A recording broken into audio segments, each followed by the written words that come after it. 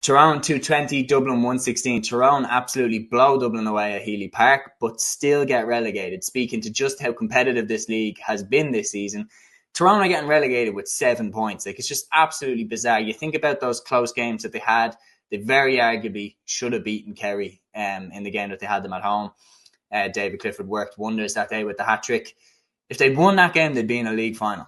Like, that's how tight this league has been. That's how unforgiving and cutthroat this league has been. And instead of finding themselves in a league final, they find themselves relegated. But like, the truth is, anybody who's been paying attention to their performances during the league, Tyrone are still one of the top teams in the country, and definitely outside shot this year for the All Ireland. But then I think in moving forward, future years, real contenders. They've got a serious team there. You look at some of the players that they have coming through, from Shea O'Hare to Owen McElhone to the Canavan boys. They've got a hell of a team, and Dublin were blown away by them, and it felt weird that at full time Tyrone with the team going down. It's pretty wild. I mean, the only game that they've not performed this year was Armagh.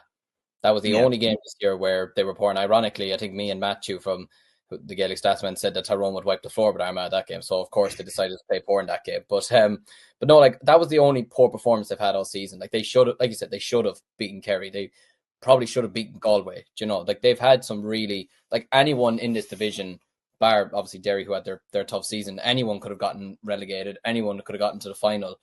And, like, you know, truth being told, it's the 7 best teams in the county at the moment, and any one of those 7 teams will fancy their shot at winning the All Ireland this year. There's no question about that.